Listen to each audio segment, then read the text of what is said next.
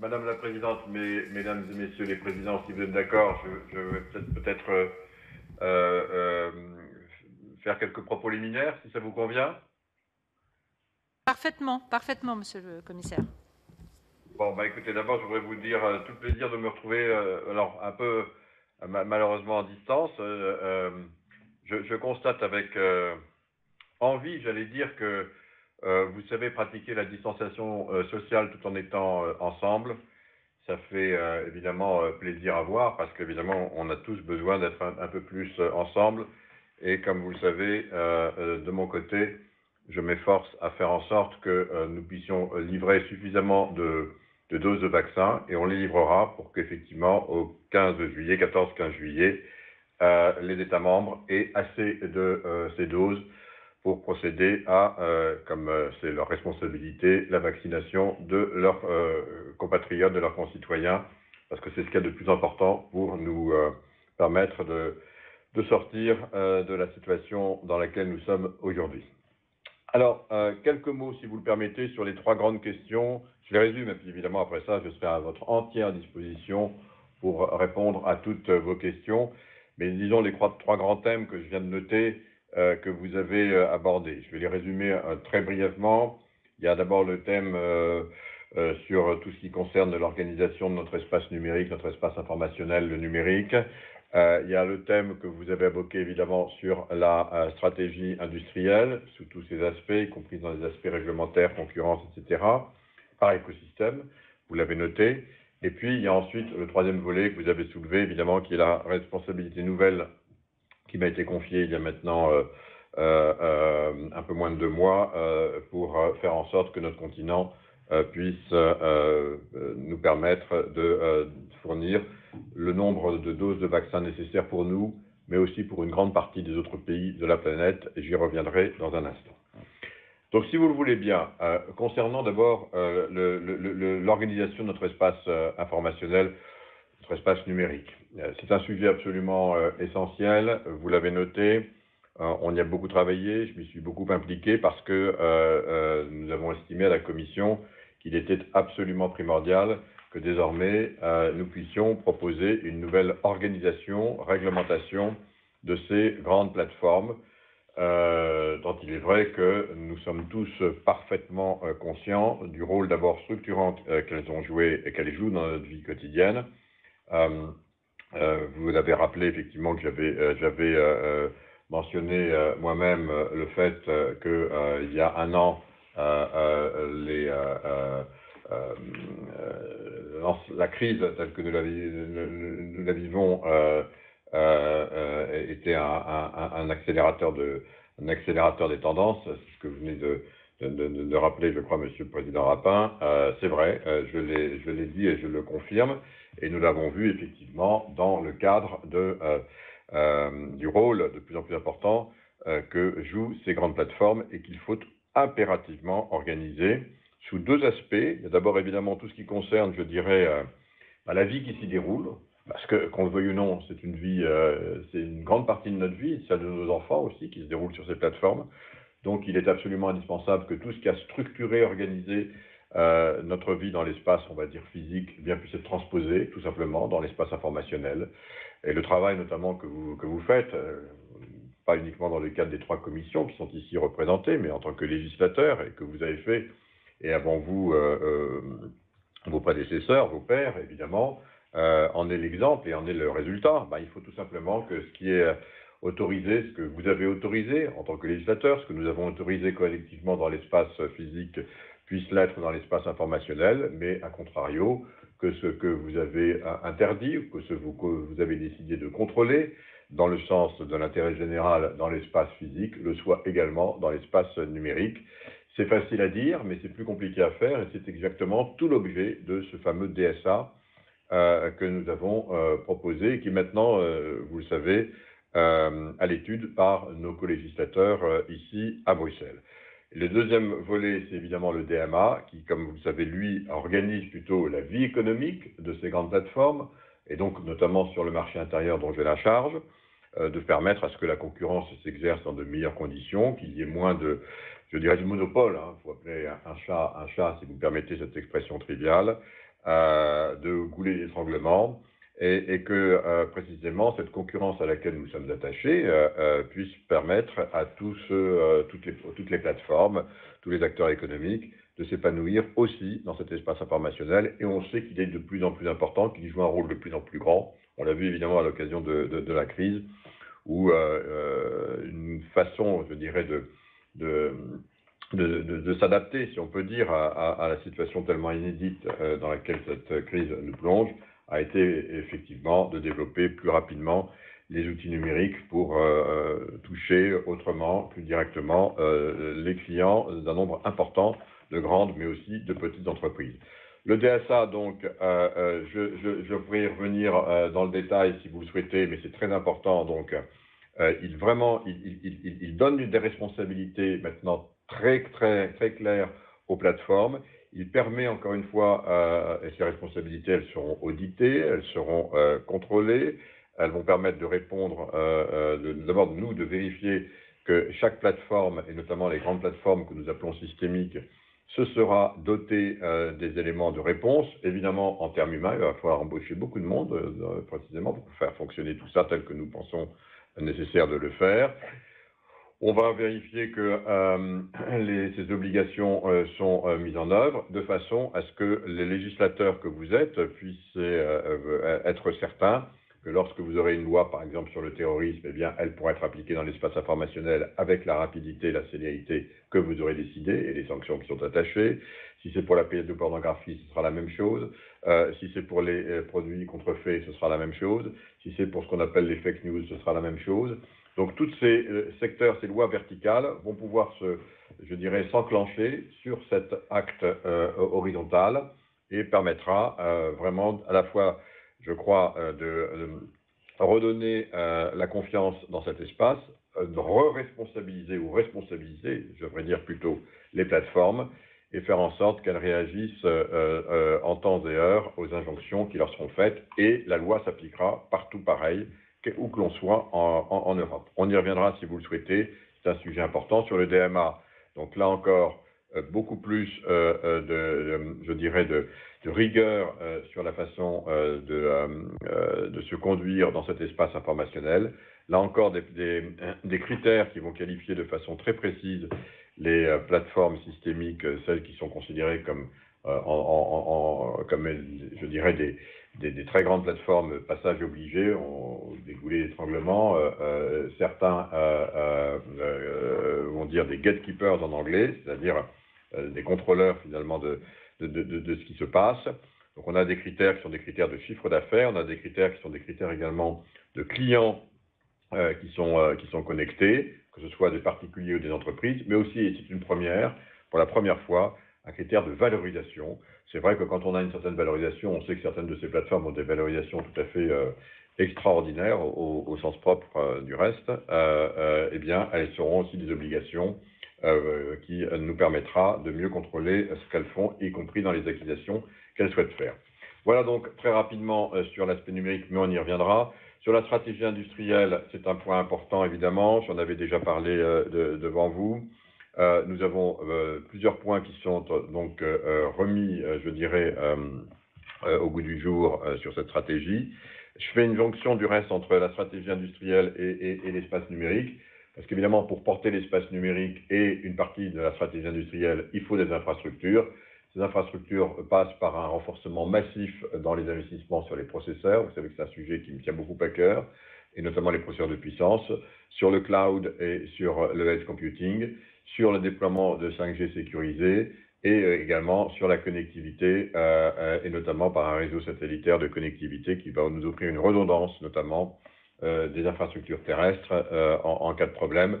Donc ça, c'est vraiment l'infrastructure qui nous permet à la fois de porter évidemment l'espace informationnel, mais de faire la transition avec la stratégie industrielle qui, donc, comme vous l'avez noté, fait l'objet, je dirais, non pas d'une refonte, on est juste en train de voir, et c'est, je crois, extrêmement intéressant de le faire, un an après la crise, comment cette crise a pu accélérer certaines tendances que nous avions déjà parfaitement identifiées. Les trois axes, vous les connaissez, évidemment, la stratégie verte, on va dire, avec le pacte vert à l'horizon 2050, zéro carbone et avec un passage obligé évidemment à 2030.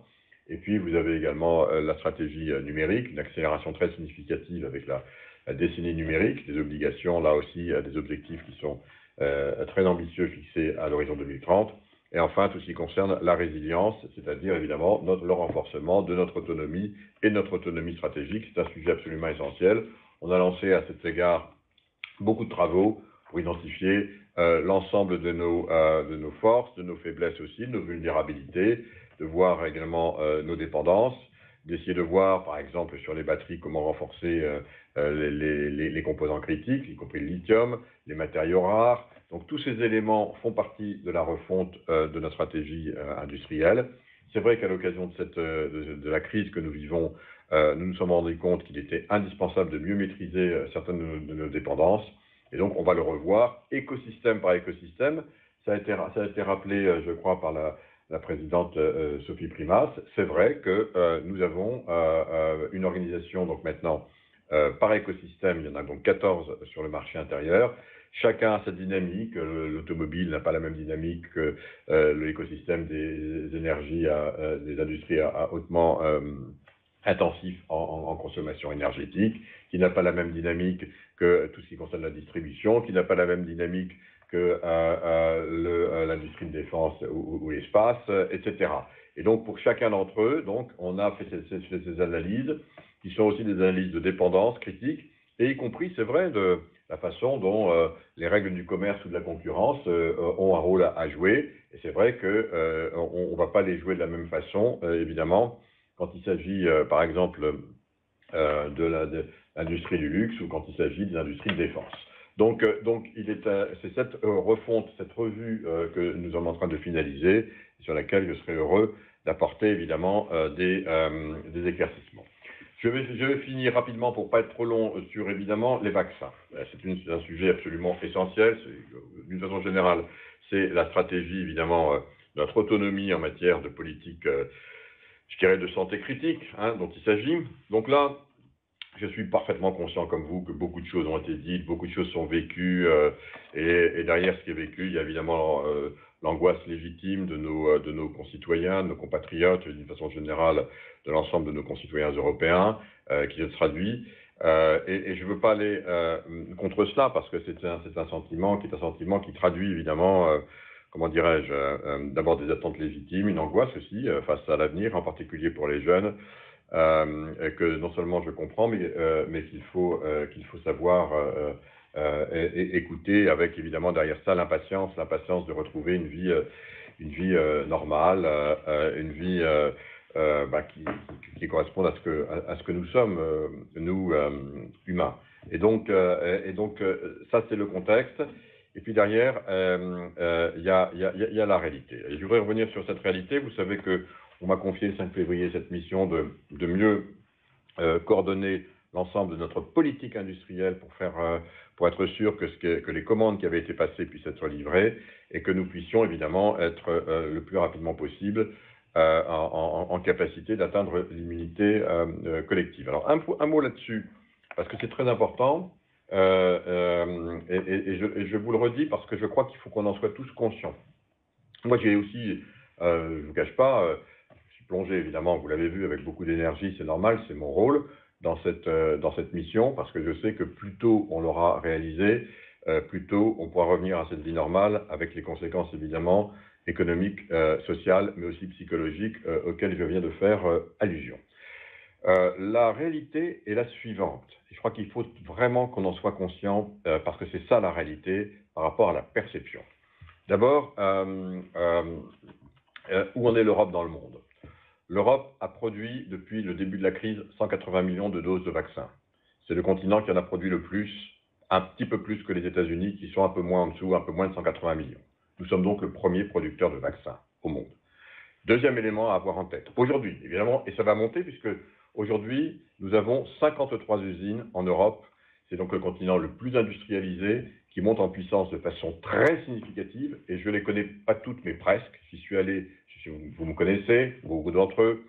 Je suis donc allé voir énormément de ces usines sur le terrain pour sentir moi-même, pour discuter avec les patrons de ces usines, pour voir les problèmes qu'il pouvait y avoir, pour travailler sur les supply chains, les chaînes d'approvisionnement, aussi pour remercier les personnels, parce que toutes ces usines travaillent 7 jours par semaine, 24 heures sur 24, des équipes incroyables. On parle à juste titre de ceux qui sont en première ligne, et Dieu sait qu'ils jouent un rôle important. Il y a aussi eux qui sont en train de fournir, on va dire, ce qui est nécessaire, et on les oublie un peu, et donc je voulais aussi aller les voir pour leur rendre aussi cet hommage, et croyez-moi, ils le méritent, parce que c'est à travers leur travail que l'on va se sortir, j'en suis convaincu, de cette situation. 53 usines donc, qui montent en puissance, c'est très compliqué pour faire du vaccin, juste quelques éléments à avoir en tête.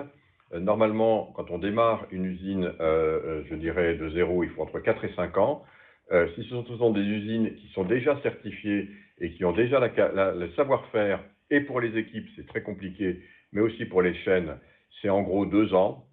Là, on aura fait en sorte que l'ensemble de cette chaîne de valeur monte en puissance en une dizaine de mois. C'est totalement inédit. C'est une sorte d'économie de guerre. Je voulais le partager devant vos 3 commissions réunies aujourd'hui pour en porter témoignage. Cette montée en puissance va se traduire par une capacité de production à la fin de cette année pour notre continent de 2 à 3 milliards de doses, qui fera notre continent le premier continent en matière de production vaccinale. Et ça va être très nécessaire pour la pandémie, je vais y revenir, parce que malheureusement, la pandémie ne se limite pas aux frontières de la seule Europe.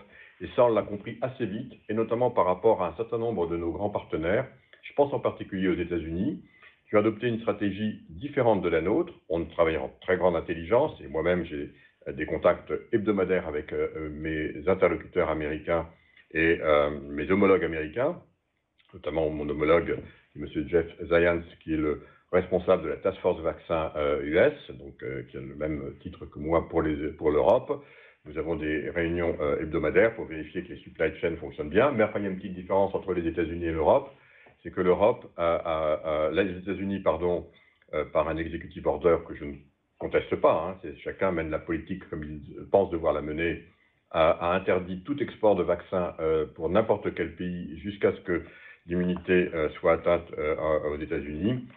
En ce qui concerne l'Europe, évidemment, nous avons adopté une autre stratégie, qui est que nous, en gros, nous gardons 60% de la production pour nous, Européens, et 40% pour les pays qui nous entourent et qui dépendent tous quasiment à 100% de nous. On cite, certains d'entre vous viennent de le faire, du reste avec peut-être admiration ce qui a pu se passer dans certains pays voisins. Je tiens à le dire que les pays que vous avez cités dépendent intégralement, je dis bien intégralement, de la production vaccinale de la seule Europe, puisqu'il n'y a que l'Europe qui produit les vaccins qui sont utilisés aujourd'hui et agréés par nos autorités de santé.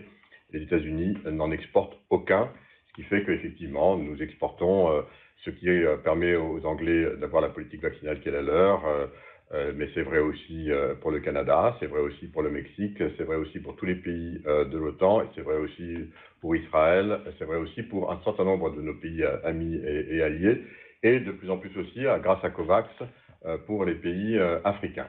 Ça, c'est la réalité. Donc 180 millions de doses des deux côtés, et une montée en puissance très significative, qui fait qu'aujourd'hui, nous avons commandé, donc pour le deuxième trimestre, 360 millions de doses, et dont on sait exactement où elles seront produites. Elles seront toutes produites en Europe. Je vous le donne les montants, et y compris les vaccins, parce que c'est important que vous les ayez, me semble-t-il, au sein des 3 commissions, Madame la Présidente et Messieurs les Présidents. 200 millions de doses viendront du vaccin Pfizer-BioNTech, dont je rappelle qu'il a été développé en Europe et financé par des fonds européens. 70 millions de doses viendront d'AstraZeneca. On y reviendra parce que si vous avez des questions dessus, ça a été notre problème au premier trimestre. Mais ces 70 millions de doses sont toutes produites dans 2 usines, qui sont 2 usines européennes que je connais bien et dont je n'ai plus de doute qu'ils vont les fournir. 35 millions de doses viendront de la société Moderna, et 55 millions de doses viendront de Johnson & Johnson et Janssen, dont je rappelle que Janssen a été développé également en Europe. Et puis, on aura peut-être une dizaine de millions qui viendront de CureVac, qui est un dernier vaccin dont on attend l'approbation, j'espère, fin mai, début juin. Et donc, tout ceci nous fait un minimum de 360 millions de doses fin juin, 420 millions de doses à mi-juillet, et je rappelle que c'est donc maintenant, on voit exactement ce qui va être fait. Je rappelle également que pour faire un vaccin, il faut entre 70 et 90 jours entre le moment sur une usine qui a été agréée, entre le moment où on commence la production et le moment où il est mis en flaconnage. Ce qui veut donc dire qu'on a une vision maintenant beaucoup plus précise de ce qui va arriver, plutôt que ce qui était le cas, encore une fois, quand on était en situation d'augmentation industrielle au début du trimestre. Et donc, on voit qu'effectivement, à mi-juillet, sur les livraisons qui ont été commandées et qui sont en production, c'est de l'ordre de 420 millions de doses qui seront donc livrées en Union européenne. Et c'est un montant qui est effectivement le montant, je l'ai indiqué, qui était nécessaire pour atteindre les 70% de vaccination donc, du continent européen, donc des adultes, et donc se rapprocher, donc, comme je l'ai dit, de l'immunité collective, qui est un objectif évidemment qu'il faut atteindre. Mon message est que, oui, aujourd'hui, non seulement ça a été commandé, c'est fabriqué par l'Europe, et que donc c'est ça qui est aujourd'hui, je dirais, dans nos usines européennes, et qu'il faut qu'en contrepartie, évidemment, ça n'appartient pas à la Commission, puisque ce sera livré. Il faut donc que pour atteindre cette immunité collective, en tout cas nous, on va faire en sorte que ce soit livré, mais il faut que les États membres s'organisent très vite pour augmenter très significativement la capacité vaccinale et donc augmenter la pression. Je vous donne un exemple, rien que pour la France, cette semaine, on a livré à peu près 12 millions de doses sur le premier trimestre. Il y a 3 millions qui arrivent cette semaine, donc c'est-à-dire 25%. Vous voyez, l'accélération, elle est très très significative. Et donc, il faut évidemment s'organiser. Rien que pour l'Union européenne, 14 millions de doses produites et livrées en janvier. Encore une fois, on monte en cadence. 28 millions en février, 60 millions en mars. Et on va monter évidemment 80 millions, 100 millions, 120 millions. Donc, on est en train de monter pour atteindre à une capacité de production de l'ensemble de l'Union à partir du mois de septembre de 150 millions de doses par mois. Et donc, comme je le disais, plus de 200 millions par mois à la fin de cette année. Voilà, donc ce que je voulais vous dire, et je suis prêt ensuite, évidemment, à répondre à toutes vos questions. Il n'y a que de la...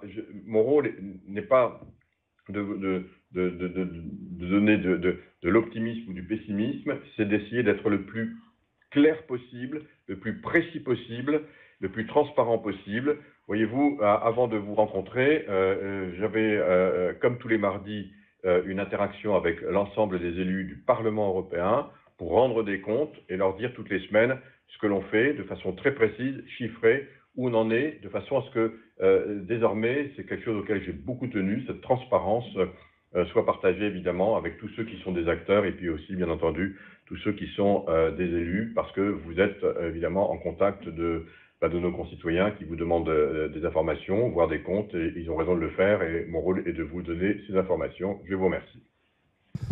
Merci, monsieur le commissaire. Chers collègues, on va passer aux questions, et donc on va vous demander aux uns et aux autres d'être très précis dans vos temps d'intervention, 1 minute 30 par personne, parce que le commissaire doit nous laisser à 16h30, donc si on veut lui laisser répondre, c'est important qu'il en ait le temps. Par série de 5 questions, et on va commencer par Cyril Pellevat du groupe LR pour la Commission des Affaires européennes. Merci Monsieur le Président, Monsieur le Commissaire. La Commission a récemment rendu publique sa boussole pour le numérique. Celle-ci apporte plusieurs solutions pour remédier au retard pris par l'Union européenne en la matière. Toutefois, il reste certains points à approfondir. S'il est prévu une hausse des investissements dans plusieurs technologies clés, telles que les microprocesseurs, les supercalculateurs ou encore les intelligences artificielles, elle ne semble pas insister suffisamment sur la nécessité de s'imposer sur l'ensemble des chaînes de valeur, scientifiques comme industrielles. Vous l'avez évoqué. Prenons comme exemple le calcul à haute performance. Plusieurs projets ont été mis en place pour implanter des supercalculateurs en Europe.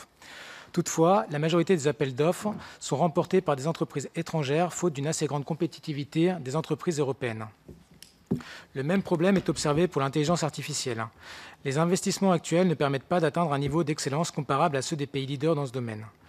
Le Sénat avait proposé dès 2019 de faire de l'intelligence artificielle un projet important d'intérêt européen pour pouvoir déroger à certaines règles relatives à la concurrence.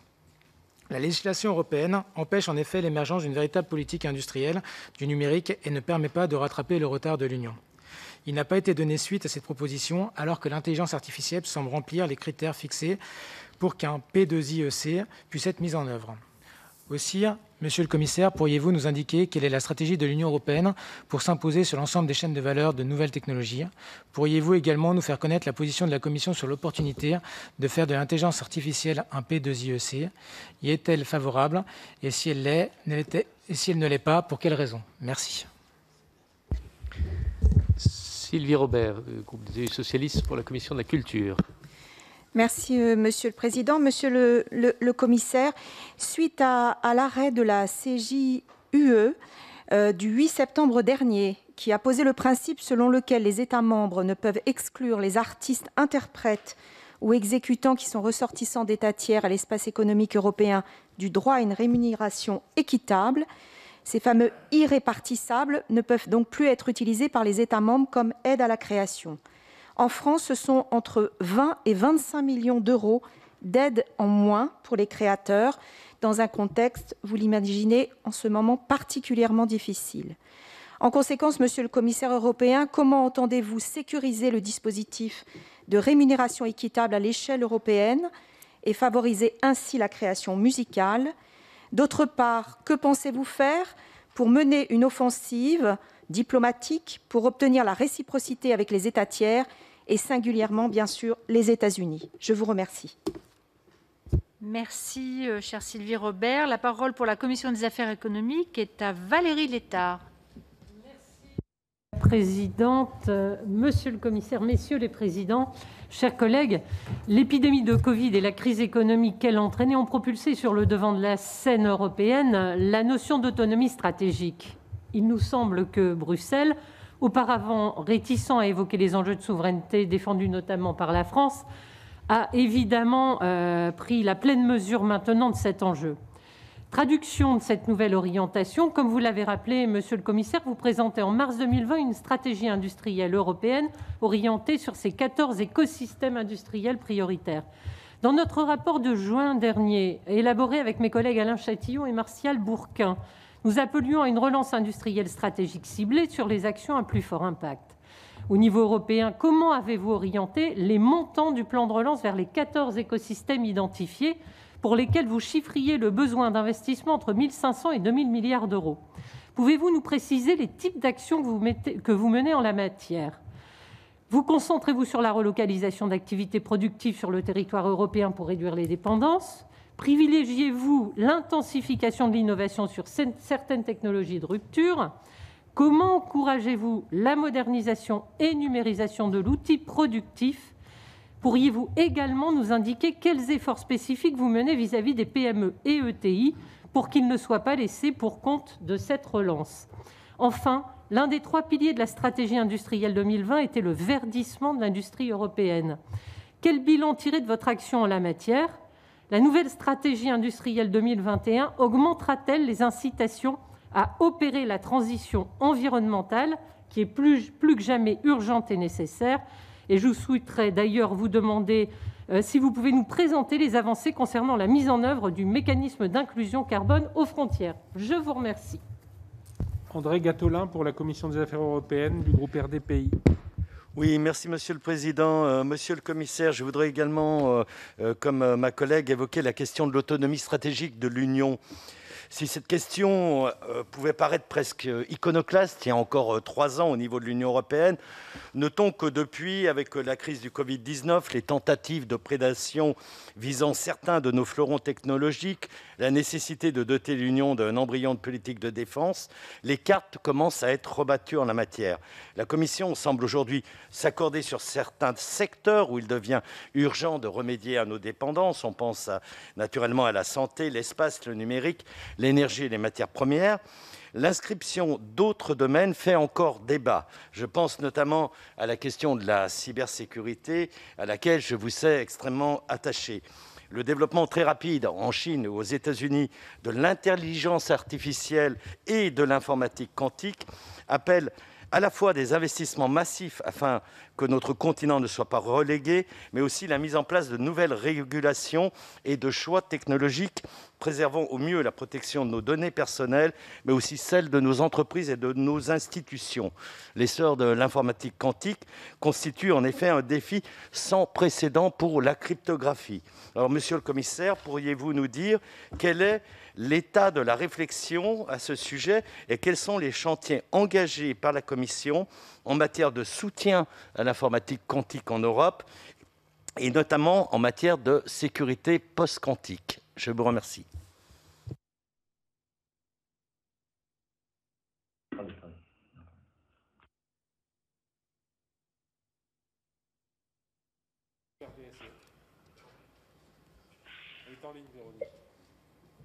Véronique. Oui, j'ai le son qui a été coupé. Monsieur le Président, Monsieur le Commissaire, ma question va porter sur la régulation du marché numérique. Depuis quelques années, en effet, notre pays se dote progressivement d'une législation sur la régulation des contenus en ligne.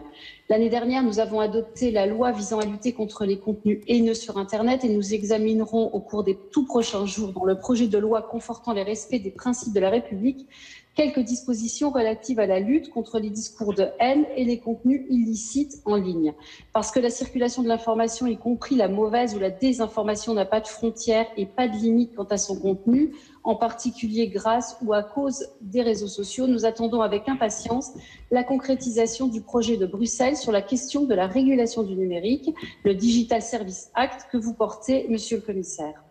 Au sein de cet ensemble, il devrait y avoir un volet sur la régulation des réseaux sociaux, notamment pour tout ce qui touche à la violence. Compte tenu du drame de Conflans-Sainte-Honorine, la France, bien sûr, est en première ligne pour défendre une action rapide dans ce domaine.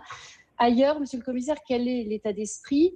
Quelles sont les attentes des autres pays membres à l'égard de cette régulation qui peut, à certains égards, poser des questions autour de la liberté d'expression ? Et comment notre législation nationale va-t-elle s'articuler avec les propositions de la Commission ? Par ailleurs, il serait question de la mise en place d'une autorité dans chaque pays pour réguler ce que vous appelez l'espace informationnel.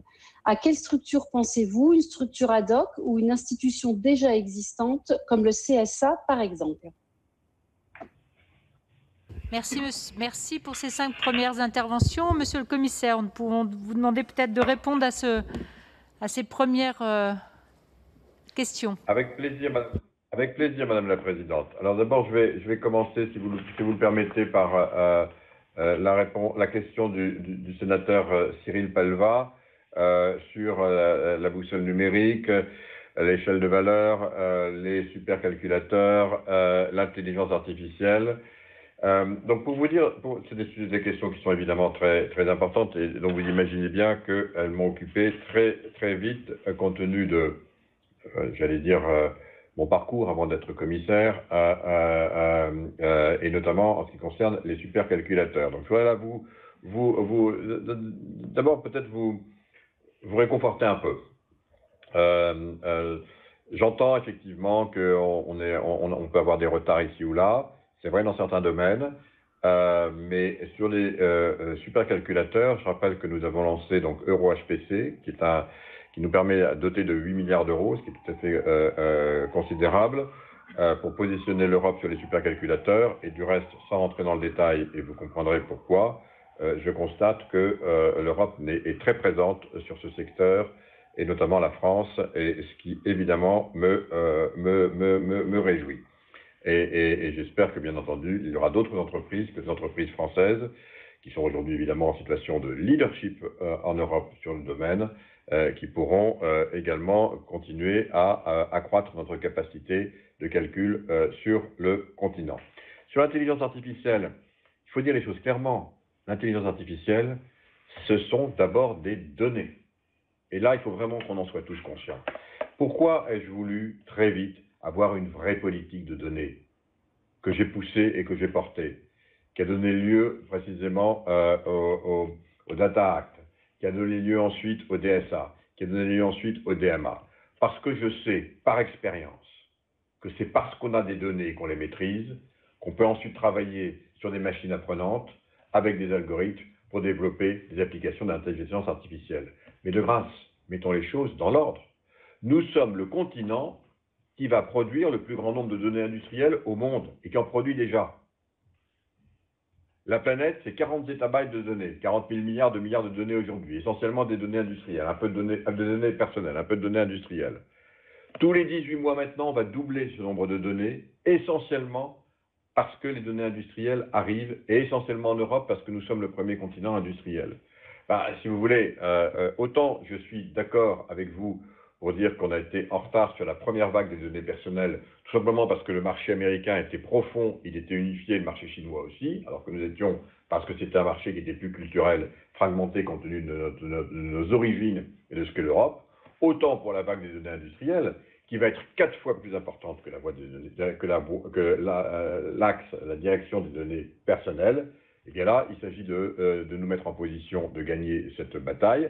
Elle sera rendue possible évidemment par le réseau massif, par le développement massif des réseaux 5G, qui permettent d'avoir évidemment du traitement, de la connexion, donc dès que les données sont traitées, sur le terrain, localement, on the edge, comme on dit, sur l'edge, hein, donc avec également les applications dites de edge computing, c'est-à-dire vraiment de décentraliser, de déporter les applications de calcul localement, réaction en temps réel, et évidemment derrière, développer une stratégie de cloud, de cloud industriels, qui sont spécifiques, et qui sont spécifiques aux données industrielles, et non pas au cloud personnel, voire même d'entreprise, pour des données qui ne sont pas très sensibles, et qui là n'existent pas, parce qu'il faut avoir des temps de latence beaucoup plus forts, parce qu'il faut avoir des obligations de cybersécurité beaucoup plus aiguës, et aucun des fournisseurs au monde aujourd'hui de cloud, y compris les grands américains, n'ont ces spécificités. C'est pour ça que nous avons lancé une alliance avec là, oui, un ICPCI, donc c'est-à-dire un PIEC, comme vous dites, donc sur ces sujets. Je le fais aussi sur les processeurs, parce que derrière la puissance de calcul, eh bien, il faut derrière, et les HPC, il faut des processeurs. Et il faut que l'Europe soit en tête ou regagne, parce qu'on avait perdu du terrain, il faut le dire les choses comme elles sont, sur les processeurs.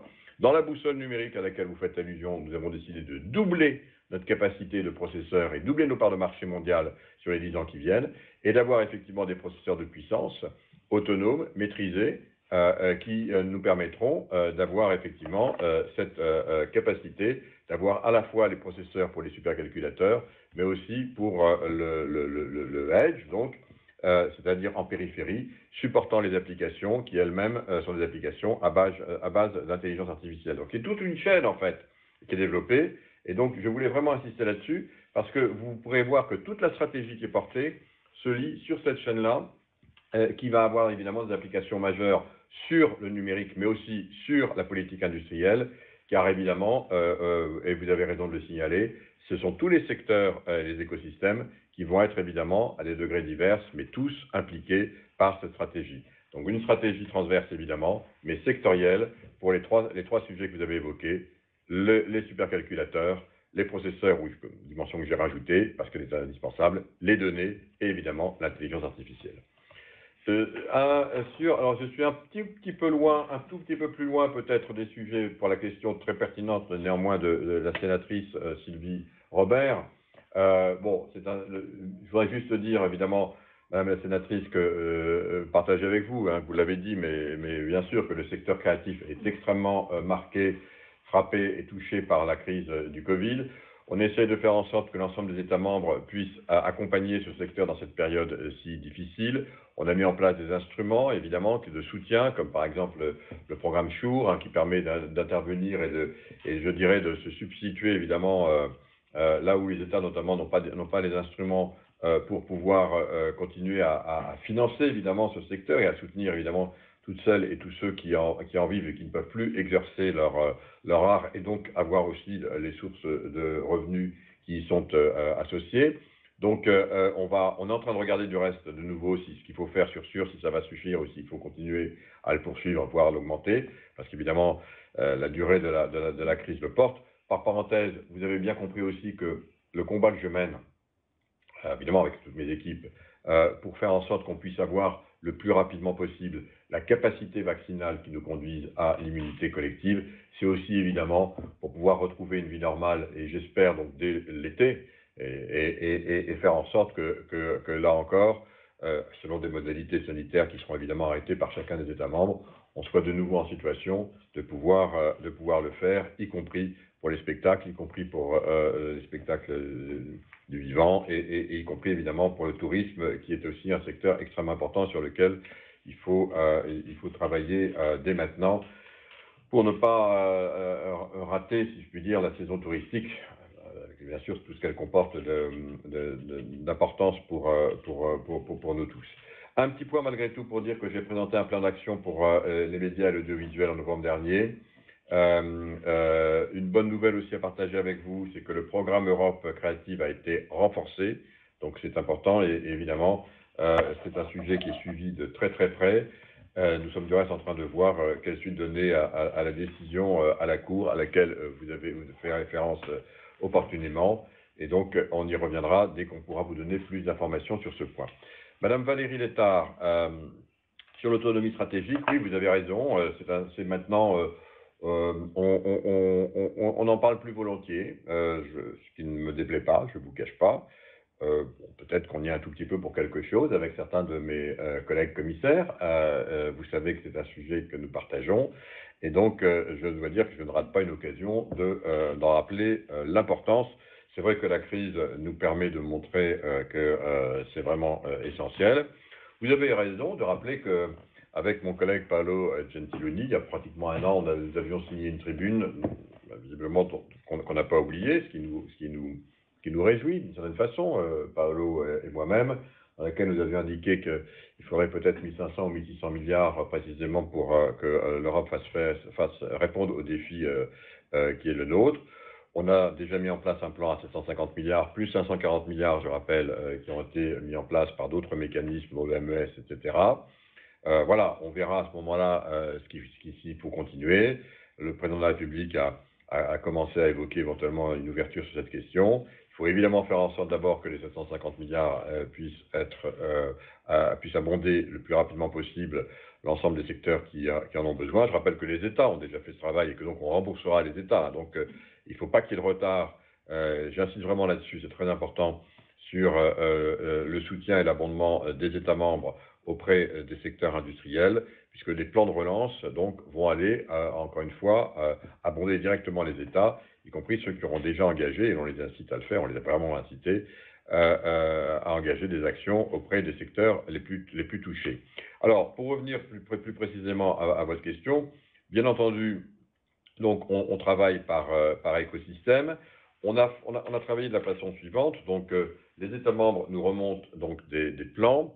On a insisté dans ces plans sur le fait que 37% des plans donc, qui vont bénéficier du plan de relance européen soient consacrés précisément à la politique verte, 20% minimum à la politique numérique, le reste aussi pour la résilience. Donc on regarde ensuite plan par plan, donc d'abord qui respecte bien ces enveloppes, qui seront distribuées donc, de façon assez équirépartie donc par écosystème.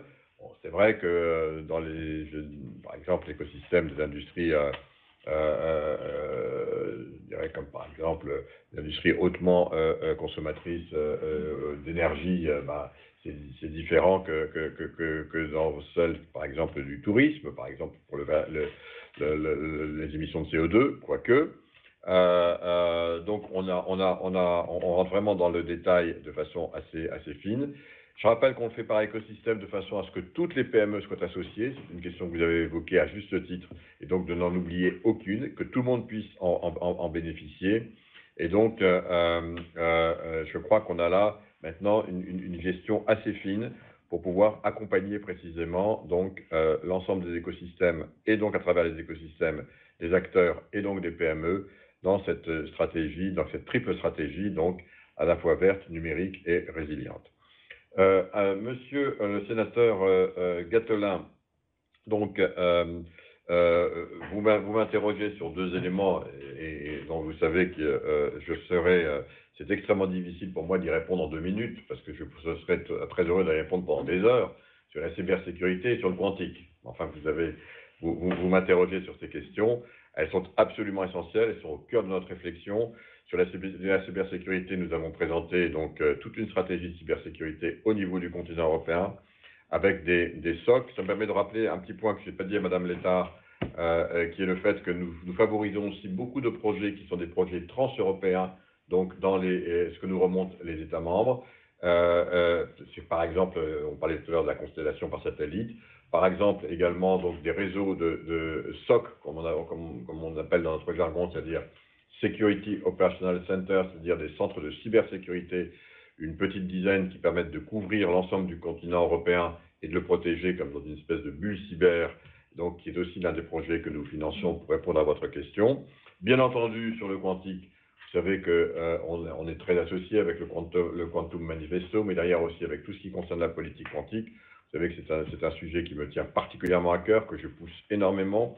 bien sûr, évidemment, pour les calculateurs. On sait que les calculateurs quantiques, on a beaucoup de compétences en Europe, hein, je le dis, plus qu'on ne le pense. Donc, on travaille aujourd'hui sur un certain nombre d'éléments qui sont des éléments clés pour le calcul quantique. Mais plutôt que d'envisager aujourd'hui des ordinateurs purement quantiques dont on ne sait pas quand ils viendront, est-ce que ce sera dans 10 ans, dans 15 ans, voilà, la durée est assez discutée aujourd'hui.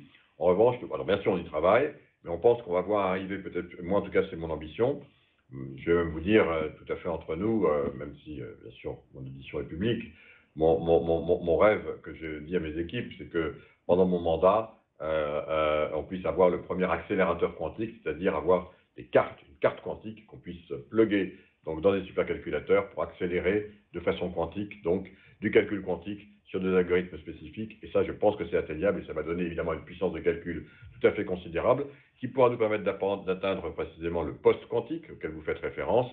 Et en particulier, on le sait, c'est des sujets très importants puisque la protection aujourd'hui de notre réseau Internet fonctionne donc sur la factorisation des polynômes, vous savez, des polynômes, qui nous protège le fameux algorithme règle RSA, qui nous protège donc, comme vous le savez, et ceci peut être cassé par un calculateur quantique qui pourrait à ce moment-là rendre une vulnérabilité totalement vulnérable à notre système. C'est la raison pour laquelle, dans le projet de constellation satellitaire que je pousse, et là aussi que j'aimerais voir en orbite pendant la durée de mon mandat, dans l'une des spécificités, évidemment, et ça ne vous étonnera pas, c'est une constellation en orbite basse qui a une triple vocation. D'abord, nous permettre d'avoir une couverture intégrale du continent européen en large bande. Deuxièmement, d'avoir une duplication des infrastructures informationnelles si jamais les réseaux terrestres venaient à être vulnérabilisés, notamment par des attaques cyber. Et troisièmement, de porter évidemment la capacité de cryptologie quantique dont on sait que satellitaire, en utilisant évidemment ce qu'on appelle l'intrication, les capacités d'intrication quantique, qui permettrait à ce moment-là d'avoir une capacité de chiffrement et de sécurité pour les communications gouvernementales ou intergouvernementales notamment, mais pas que, par satellite. Donc voilà, c'est un sujet qui est très important, merci de me l'avoir évoqué. Je finirai par la sénatrice Madame Véronique Guillotin.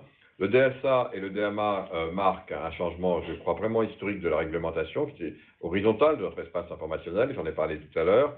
Sur cette base, on peut avoir des réglementations sectorielles, je l'ai dit tout à l'heure, par exemple pour les contenus haineux, par exemple pour tout ce qui concerne les incitations à la violence, par exemple pour tout ce qui concerne les actes terroristes, par exemple pour tout ce qui concerne, je l'ai rappelé tout à l'heure, c'est un combat qui est vraiment très important, tout ce qui concerne la pédopornographie au sens large.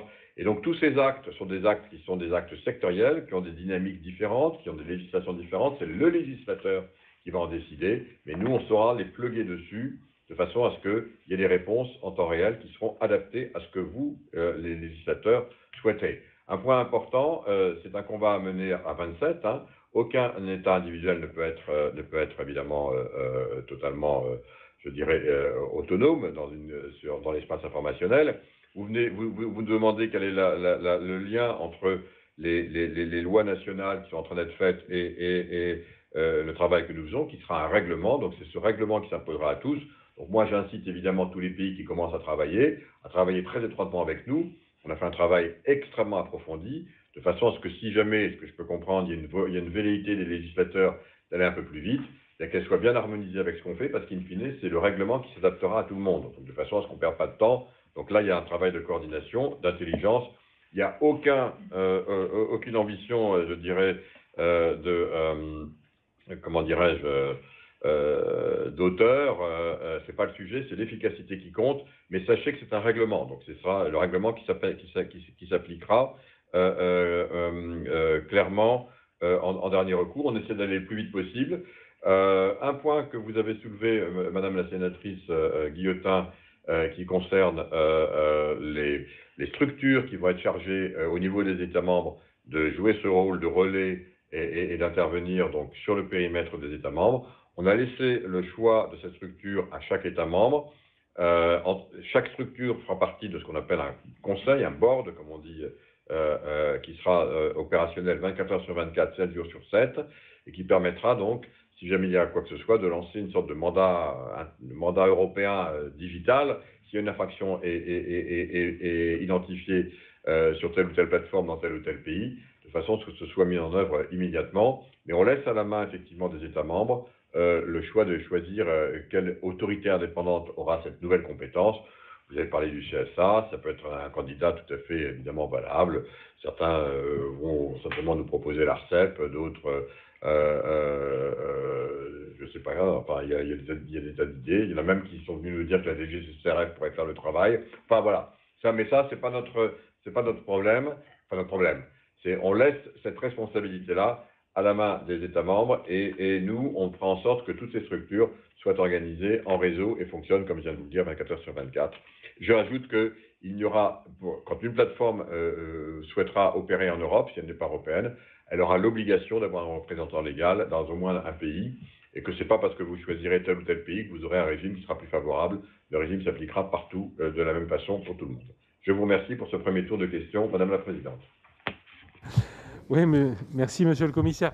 Alors, peut-être qu'on va réorganiser et prendre les 10 questions qui restent pour que vous puissiez répondre dans les temps impartis du délai que vous nous avez accordé. Colette Mélot pour la Commission des Affaires européennes, groupe indépendant. Merci, Monsieur le Président. Monsieur le Commissaire, tout d'abord, je souhaite saluer votre engagement constant depuis votre prise de fonction. L'Europe a besoin de voix fortes et c'est ce que vous incarnez. Vous avez déjà évoqué la santé, les vaccins et les usines qui montent en puissance. Ces usines poursuivent-elles la fabrication d'autres vaccins qui restent nécessaires, comme celui de la grippe ? Les attentes sont nombreuses sur la question du numérique et autour du DSA.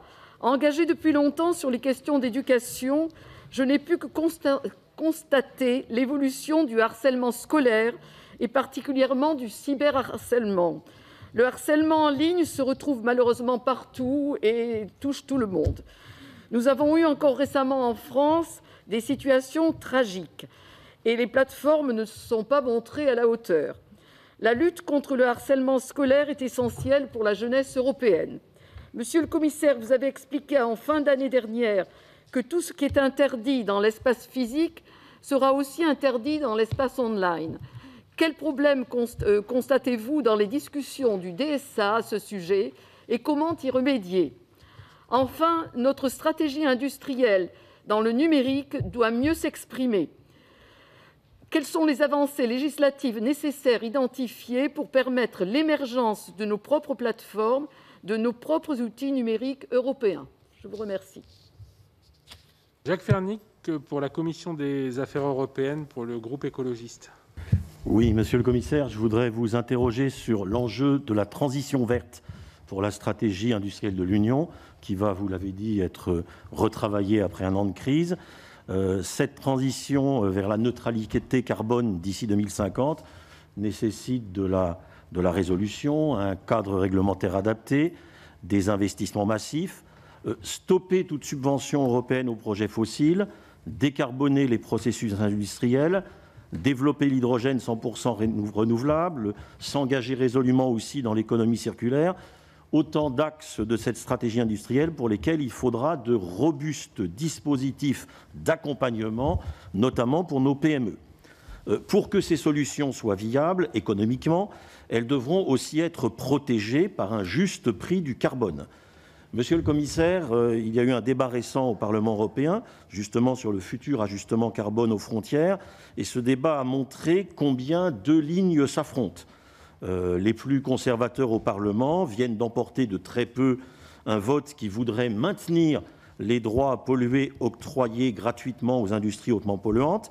Ce traitement spécial conçu comme temporaire ne peut pourtant pas se perpétuer car il deviendrait caduc avec l'instauration du mécanisme d'ajustement carbone, mais aussi pour la compatibilité avec le droit de l'Organisation mondiale du commerce. Donc, Monsieur le Commissaire, quelle est votre résolution là-dessus ? Merci, chers collègues. Pardon de vous faire accélérer. Dominique Estrosi Sassone pour la Commission des Affaires économiques. Merci Madame la Présidente. Monsieur le Commissaire, je souhaiterais vous interroger sur le passeport vaccinal européen, appelé également certificat vert numérique, avec des questions qui sont très pratiques, très terre-à-terre. Aujourd'hui, le test PCR est gratuit en France. Il pourrait demain devenir payant avec la généralisation de la vaccination, ou en tout cas effectué avec un reste à charge. On sait de plus qu'il coûte assez cher dans un certain nombre de pays européens. Je pense à l'Allemagne, 50 à 150 €, à l'Espagne, entre 130 à 250 € par exemple. Alors comment conserver demain des échanges internationaux fluides, notamment dans le cas des activités professionnelles, avec ces coûts qui sont donc très différents et l'obligation, si on n'a pas demain un passeport vaccinal, de pouvoir fournir des tests PCR négatifs. Il y a également la question du formulaire papier, car l'édition papier dépendrait du choix de l'État membre qui le met en place. Alors si c'est le prix à payer pour retrouver une saison touristique à tout le moins comparable à celle de l'année dernière, comment être sûr à 100% qu'une version papier permettra notamment aux personnes qui n'ont pas d'utilisation de smartphone ou bien à des personnes âgées de pouvoir se déplacer librement et que les États n'appliqueront pas de ce fait que les simples versions numériques. Enfin, concernant les Français, 7 Français sur 10 disent aujourd'hui avoir un avis très favorable à l'instauration d'un passeport vaccinal européen, parce qu'il y a donc atteinte aux libertés individuelles.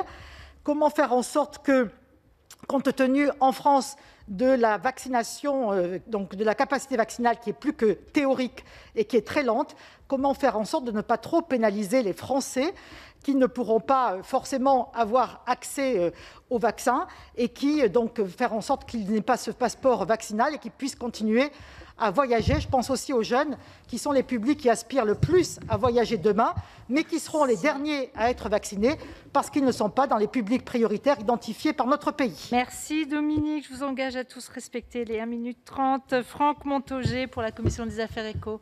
Merci Madame la Présidente. Monsieur le Commissaire, la 5G pourrait être la clé de la 3e révolution industrielle, peut-être. Ce qui est sûr, par contre, c'est qu'elle donne déjà lieu à des affrontements entre la Chine, qui est pour le moment la championne de cette technologie, et les États-Unis, qui se sont laissés distancer. Entre ces deux géants, les autres continents à conquérir, dont l'Europe, et son marché prometteur dont vous avez parlé. Le marché de ces industries, de ces villes, de son énergie, de ses transports, de sa santé et j'en passe, a transformé par la 5G. Certains analystes de la 5G nous disent que cette technologie offre la possibilité aux opérateurs de télécom européens de gagner la bataille mondiale des ondes qui a commencé contre les GAFAM et autres BATX ou Huawei.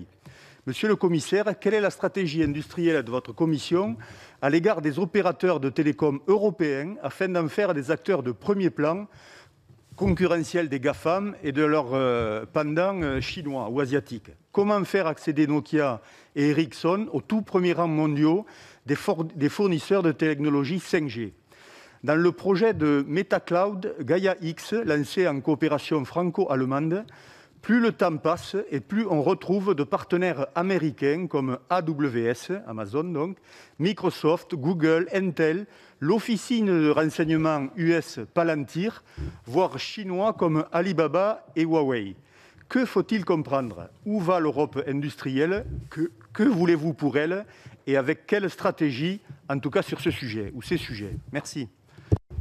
Catherine Morin-Desailly pour la Commission des Affaires culturelles, mais aussi des Affaires européennes.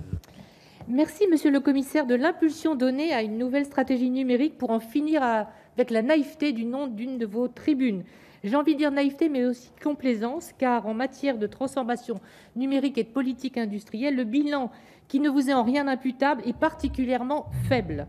Incapacité à créer un écosystème numérique de niveau international. Le PCRD et Horizon 2020 ont surtout profité à des acteurs historiques sans aider à faire monter en puissance des licornes européennes. Aucune leçon tirée de l'analyse des réussites américaines. Pas de Small Business Act à l'européenne permettant de financer indirectement nos PME susceptibles de se développer. Des règles de concurrence contre-productives. Alors, au-delà des pistes défensives, fiscales, antitrust, quelles seront les pistes offensives pour aider l'écosystème européen? Et cela est décrit à grands traits dans la boussole 2030, mais mérite des précisions. À l'heure de l'Internet des objets, ne doit-on pas orienter nos marchés vers des PME innovantes dans des secteurs stratégiques comme la santé connectée, l'énergie, la maîtrise de l'environnement, les transports?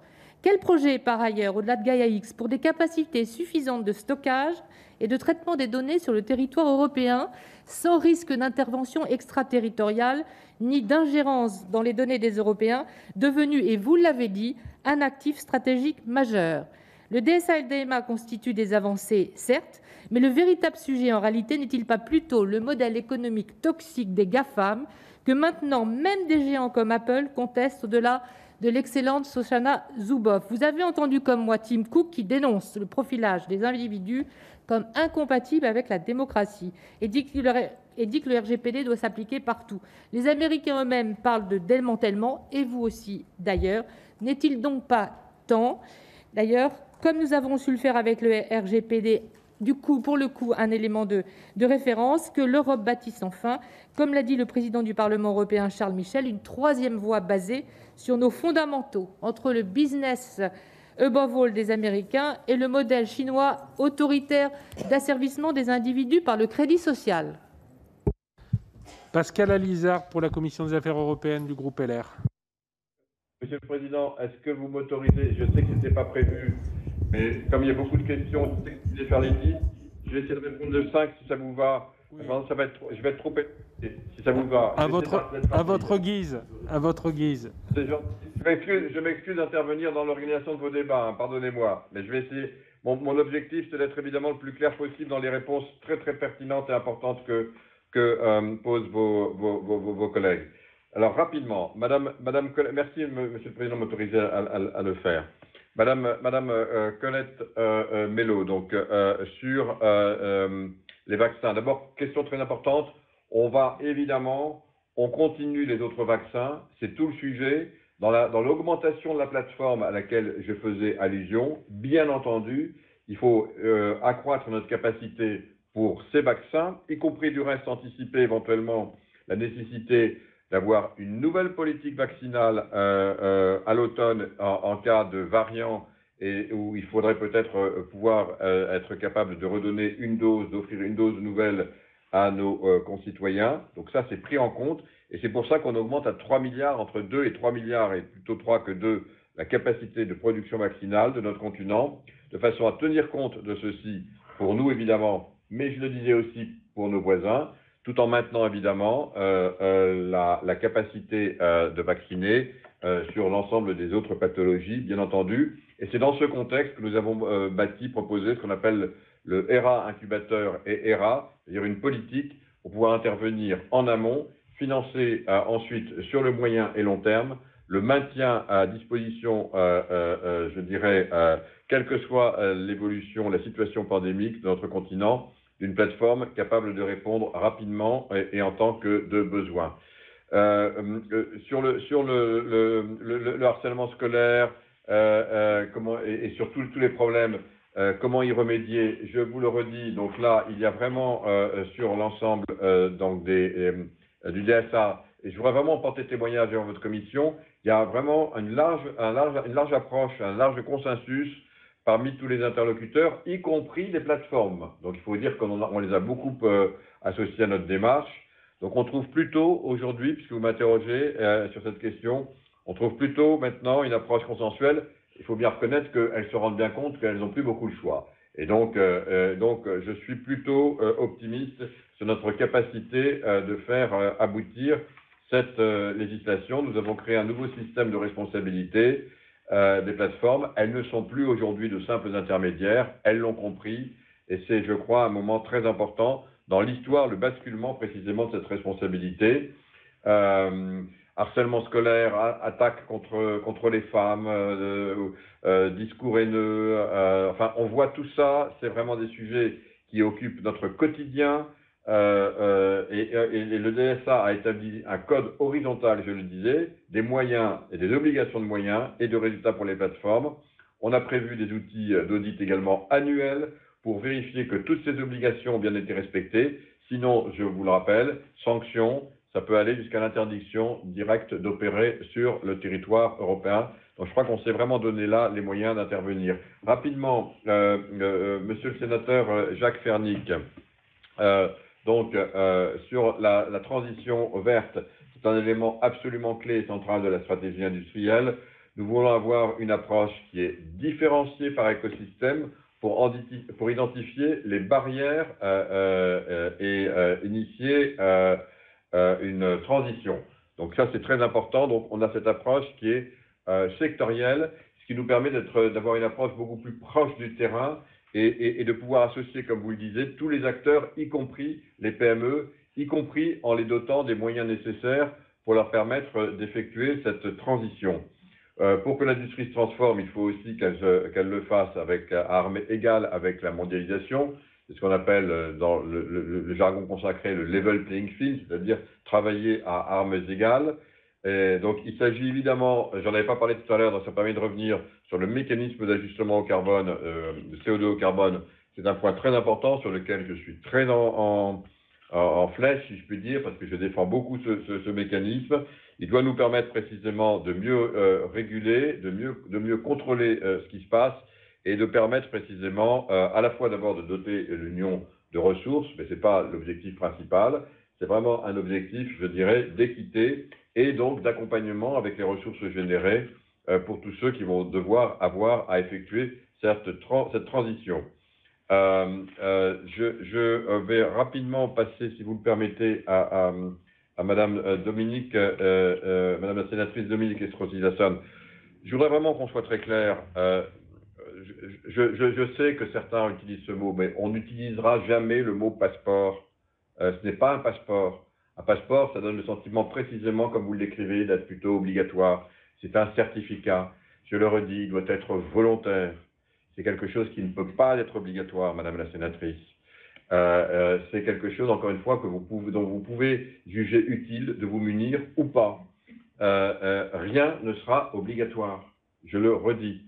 Ensuite, vous pourrez effectivement, si jamais c'est nécessaire, si on vous le demande, vous pourrez vous prémunir de ce document, soit, encore une fois, sous forme numérique, soit sous forme papier, et ça aura exactement la même valeur. On aura mis les identifiants et je dirais, les composants qui permettent de bien vérifier que vous êtes bien le propriétaire ou le détenteur de cette information. Ce ne sont pas des informations qui sont du reste très... elles sont assez simples, hein. Ce sera uniquement savoir si vous avez été vacciné ou pas, si vous êtes porteur ou pas d'anticorps et donc potentiellement immunisé, ou si vous avez subi un test PCR, lequel est-il? Mais pour répondre à votre question sur les coûts, on travaille également en parallèle, et c'est très important, sur le fait et j'insiste là-dessus, sur le fait qu'on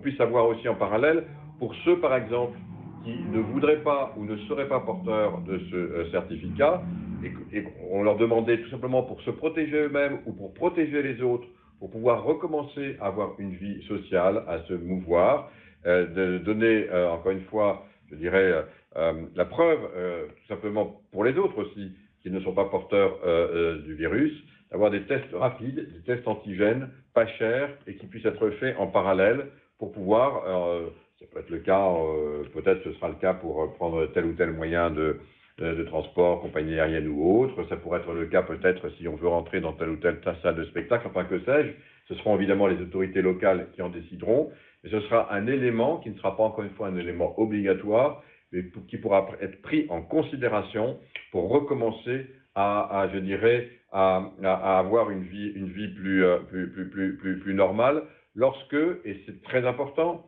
nous aurons atteint l'immunité collective. Je le redis, l'immunité collective, on y est proche, on va avoir les doses. En parenthèse, certains s'imaginent qu'on va pouvoir prendre tel ou tel type de vaccin, Sputnik ou autre. Je n'ai absolument rien contre ces vaccins, mais croire que c'est parce qu'on va prendre un nouveau vaccin qui n'est pas encore industrialisé ou qui est faiblement industrialisé que ça va nous régler le problème, c'est faux. C'est les vaccins, encore une fois, qui sont aujourd'hui les vaccins qui sont à disposition des Européens, non seulement ont fait l'objet d'approbation de l'autorité de santé, mais derrière doivent être fabriqués massivement. Il ne faut pas croire que parce qu'on vous promet tel ou tel vaccin qu'il va arriver. Je sais vous dire moi-même qu'aujourd'hui, sur ces vaccins, j'en profite pour le dire parce que je sais qu'il y a eu des mauvaises interprétations, sur ces vaccins, il n'y a aucune critique ni quoi que ce soit sur la qualité des vaccins. Il y a tout simplement le fait que quand un vaccin arrive, quelle que soit sa qualité, il faut ensuite le produire en masse. On parlait par exemple du vaccin Sputnik, c'est certainement un très bon vaccin. Les scientifiques russes sont d'excellents scientifiques. Le seul problème, c'est qu'il faut le produire en masse, et que pour le produire, entre le moment où on commence à l'agréer et le moment où on le produit, il faut entre 12 et 14 mois. C'est-à-dire que ça ne réglera pas le problème que nous avons aujourd'hui. Et les Russes, par ailleurs, ont des grandes difficultés à produire massivement ce vaccin. Pour eux, il n'y a qu'une petite dizaine de millions de Russes qui sont vaccinés aujourd'hui. C'est un vaccin, du reste je le vois moi-même, à chaque fois que je vais dans une usine en Europe, on me dit que précisément les Russes sont passés avant pour essayer de faire en sorte qu'ils puissent bénéficier des infrastructures pour faire fabriquer leur vaccin. Pourquoi pas? Mais encore une fois, pour changer les lignes de production, c'est 10 à 12 mois, et donc ça ne réglera pas le problème. Je vous dis tous ces sujets parce que, là encore, la réalité, c'est évidemment que nous puissions atteindre l'autonomie, je dirais, de notre immunité collective le plus rapidement possible. Et puis après ça, à charge aux États membres de s'organiser pour qu'on puisse retrouver une vie normale selon des modalités qui soient le moins intentatoires, encore une fois, à nos libertés, toujours sur la base du volontariat, mais qui permettent de fluidifier, je dirais, la vie sociale. Monsieur le sénateur Franck Montaugé, alors j'entends ce que vous dites sur la 5G. Je sais que là aussi il y a un narratif qui a été poussé. Il est faux de dire que la Chine est le leader en matière de 5G. C'est aujourd'hui l'Europe, avec les deux entreprises que vous avez citées, qui possèdent le plus grand nombre de brevets, le plus grand nombre de contrats de déploiement de réseau 5G. Je sais que tel n'a pas été le narratif lorsque je suis arrivé à la Commission. Je me suis efforcé à redire la vérité. Bon, les narratifs ont la vie dure, mais c'est ça la réalité. Ça ne veut pas dire, encore une fois, que certaines entreprises chinoises ont des technologies de qualité. Je ne le dis pas du tout. Je dis simplement que la réalité est celle que je vous décris. Et donc, mon objectif, c'est qu'on continue à faire la course en tête, et vous avez raison, devant les États-Unis, qui, eux, sont très en retard. Et du reste, nous fournissons, nous, en Europe, l'intégralité des réseaux 5G pour les États-Unis. Vous voyez, comme quoi, là encore, on fournit aussi beaucoup, je le disais, d'autres éléments. On en parlait tout à l'heure.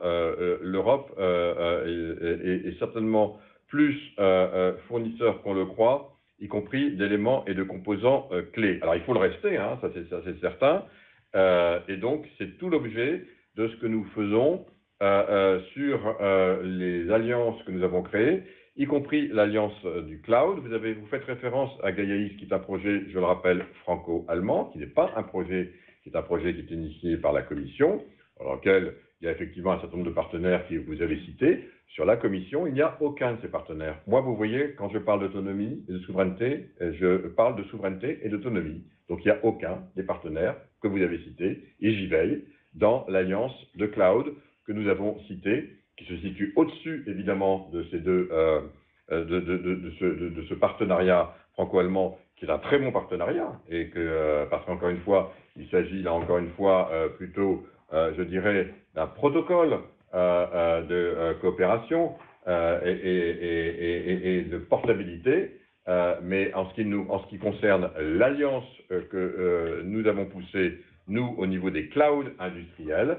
eh bien cette alliance, évidemment, elle met les aspects de souveraineté auxquels vous êtes, comme moi, très attachés, en avant de beaucoup de choses, et évidemment, va nécessiter des développements et des investissements en matière de recherche et développement. Et c'est pour ça que l'on souhaite créer un projet européen, un FIEC, comme on dit, d'intérêt commun, avec des financements en amont, pour pouvoir précisément répondre à ce besoin, y compris des éléments de souveraineté. Puis enfin, Madame la sénatrice Catherine Morin de Sailly, donc voilà, là aussi, c'est vrai qu'on veut, et vous avez raison, avoir beaucoup plus de capacité de créer des start-up, de créer des entreprises innovantes en Europe, que ce soit aussi dans le numérique, que ce soit aussi dans les paiements. Je peux porter témoignage moi-même que c'est faisable, hein. Je me permets de vous le dire, on peut créer des leaders et des leaders mondiaux, y compris dans le domaine des supercalculateurs, y compris dans le domaine du paiement. Voilà, l'Europe n'est pas non plus, si jamais il y a des entrepreneurs, s'il y a évidemment des conseils d'administration qui vous soutiennent, l'Europe n'est pas non plus complètement à la traîne. Ça dépend aussi beaucoup des personnes, ça dépend aussi beaucoup des entrepreneurs, et nous en avons, et Dieu soit loué. Mais ça dépend aussi de notre capacité à créer l'écosystème qui va bien.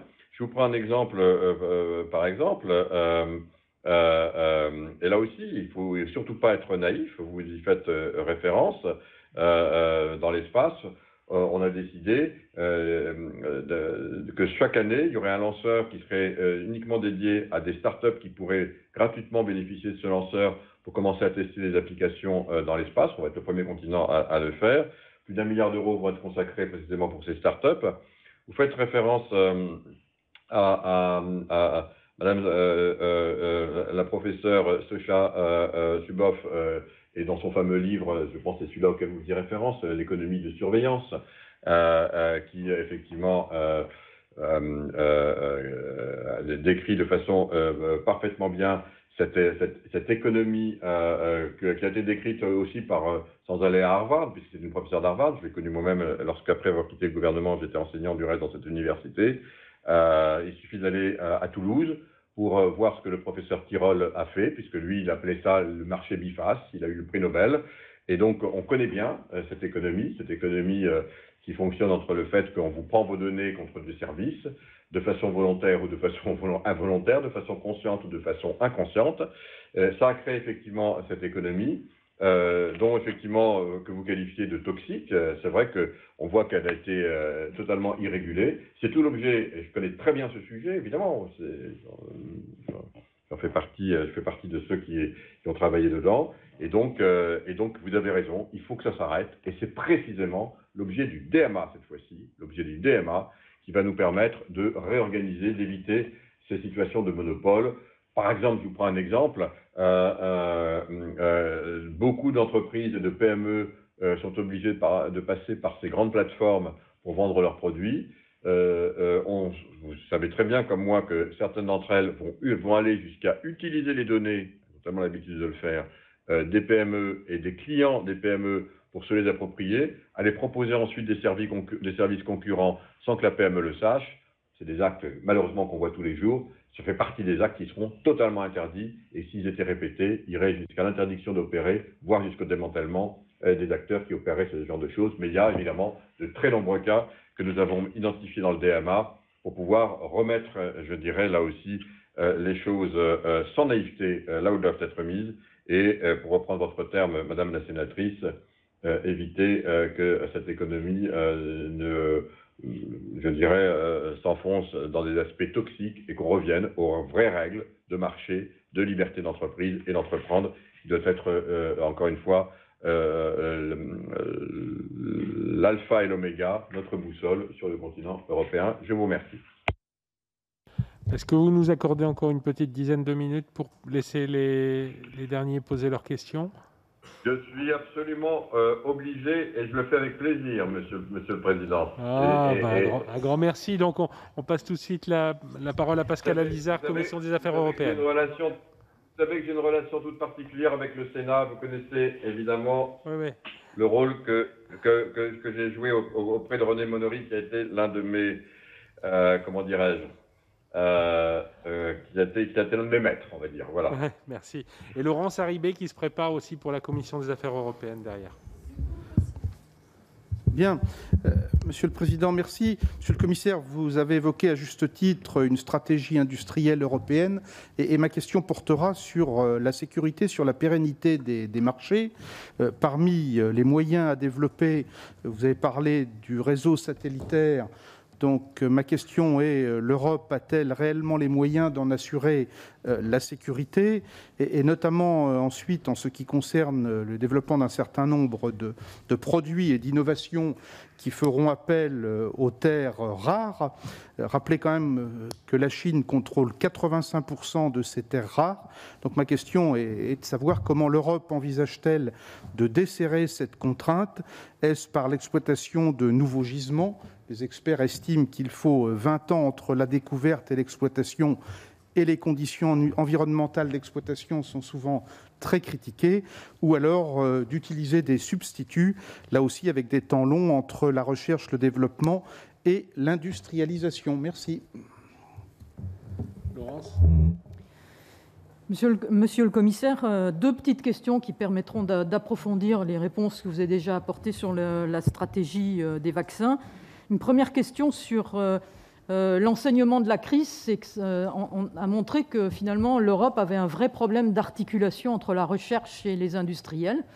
Par comparaison avec les États-Unis et la fameuse agence BARDA, je crois savoir qu'il y a un règlement en préparation pour la fin de l'année sur cette question-là. Est-ce que vous pourriez nous en dire un peu plus et en quoi l'expérience de cette pandémie et en particulier le travail remarquable qui a été fait depuis le mois de février sur la chaîne de valeur peut permettre d'apporter des éléments de réponse. Et la deuxième question sur la propriété industrielle. Tout le monde dit qu'il faut que les vaccins soient un bien commun, mais on sait aussi, quand on fait un peu d'économie, que la propriété industrielle, c'est un élément et une garantie d'innovation, et une protection de l'innovation. Alors, il me semble avoir lu que vous étiez sur une voie médiane qui parlait de partage volontaire de licences. Est-ce que vous pouvez nous en dire un peu plus concrètement comment vous voyez les choses? Merci. Merci. Jean-Marie Jensen pour les affaires économiques. Merci. Madame la Présidente, Monsieur le Commissaire, mes chers collègues, l'industrie aéronautique française et européenne traverse la crise la plus importante de son histoire. Les conséquences financières de la crise sanitaire sont déjà très lourdes et vont durer dans le temps. Cette situation concerne les acteurs de la filière aéronautique à tous les échelons, depuis les compagnies aériennes jusqu'aux sous-traitants. Ainsi, par exemple, dans mon département de Loir-et-Cher, l'entreprise Daher fermera son site à Saint-Julien-de-Chédon dans quelques mois. Ce drame social concerne plus de 300 salariés et impacte tout notre bassin d'emploi. Malheureusement, cette fermeture n'est qu'un exemple parmi tant d'autres en France et en Europe.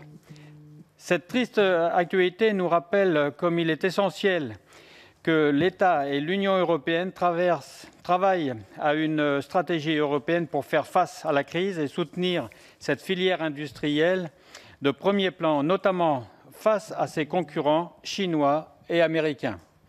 Les actes d'évolution sont nombreux.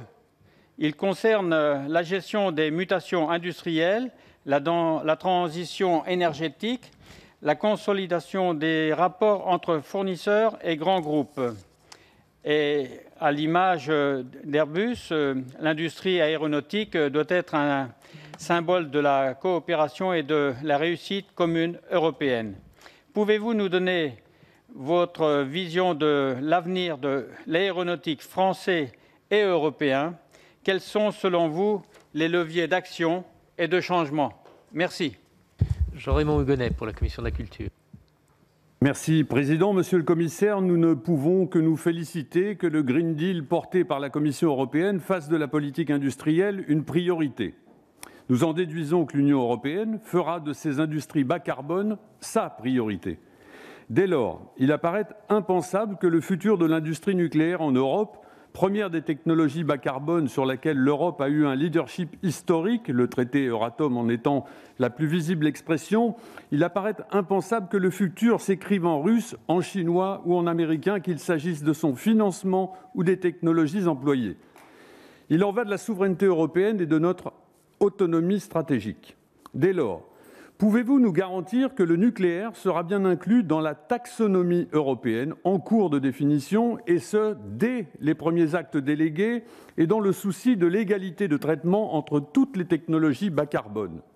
Par ailleurs, Monsieur le Commissaire, parce que le parc nucléaire européen, et en particulier français, est la colonne vertébrale qui garantit la sûreté européenne du système électrique et l'outil le plus efficace pour réussir la neutralité carbone de l'ensemble de l'Europe, défendez-vous la notion de service d'intérêt économique général pour le nucléaire européen au nom de sa valeur assurantielle et climatique, à l'instar du Fonds européen de défense que vous aviez porté en 2016? Merci Jean-Marc Boyer. Monsieur le commissaire européen, en France à ce jour, en termes de vaccination, 7,7 millions de personnes ont reçu une injection, soit 11,5% de la population. Pour le Royaume-Uni, 30 millions ont reçu une injection, soit 60% de la population adulte. En nombre de doses injectées ramenées à la population, la France est le 49e pays au monde en nombre de vaccinations selon les statistiques de l'Université d'Oxford. Pour immuniser collectivement au 14 juillet en France, il faudrait en moyenne vacciner 3 millions de personnes par semaine. Est-ce raisonnablement possible de rattraper ce retard? Pour expliquer ce retard, pensez-vous que l'Europe dans le monde a été à la hauteur d'une vraie coopération européenne et a bien anticipé la phase de vaccination, alors qu'Israël et les États-Unis, par exemple, ont commandé les vaccins 6 mois auparavant en y mettant le prix? Pensez-vous sincèrement que la France en Europe a bien assumé et anticipé le processus de la vaccination, alors que la Grande-Bretagne, en plein Brexit, a commandé en juin 2020 des quantités importantes de vaccins, pour la plupart fabriqués en France, alors que la France a attendu novembre 2020? Merci. Et enfin, Cédric Vial pour la Commission de la Culture. Oui, monsieur le commissaire, ma question portera sur le soutien au secteur des médias et de l'audiovisuel dans l'Union européenne. Des problèmes de longue date ont affaibli ces secteurs par rapport à leurs concurrents mondiaux, en particulier la fragmentation du marché. Ces faiblesses ont été exacerbées par la crise sanitaire, avec la baisse des recettes publicitaires, l'effondrement des cinémas. Les pertes ont été estimées à 100 000 € par écran et par mois pendant le confinement, mais aussi la mise en veille de la production. En ce qui concerne les médias d'information, les recettes liées à la publicité ont enregistré une chute de 30 à 80%. Cette situation, à un moment où les plateformes en ligne de pays tiers gagnent de grandes parts de marché, risque de compromettre notre autonomie stratégique. Dans le même temps, la désinformation en ligne progresse au niveau mondial. On a l'exemple en tête de la campagne électorale américaine, avec une autorégulation des géants du net préoccupante pour ses conséquences sur la liberté d'expression. Les secteurs des médias et de l'audiovisuel sont essentiels pour la démocratie, la diversité culturelle et l'autonomie numérique de l'Europe. Si les États membres doivent utiliser les outils de soutien dont ils disposent, la Commission européenne a adopté il y a quelques mois un plan d'action visant à soutenir la relance et la transformation des secteurs des médias et de l'audiovisuel de l'Union européenne. Pourriez-vous nous apporter des précisions sur ce plan, monsieur le commissaire, et quel est le calendrier envisagé pour sa mise en œuvre compte tenu de l'urgence de la situation? Je vous remercie.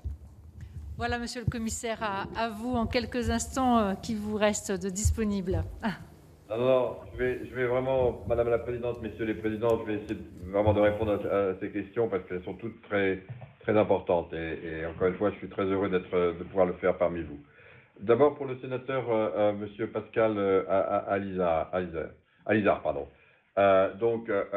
Des questions très importantes sur la sécurité.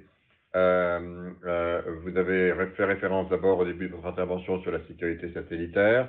On en a parlé, c'est un problème important pour notre autonomie stratégique.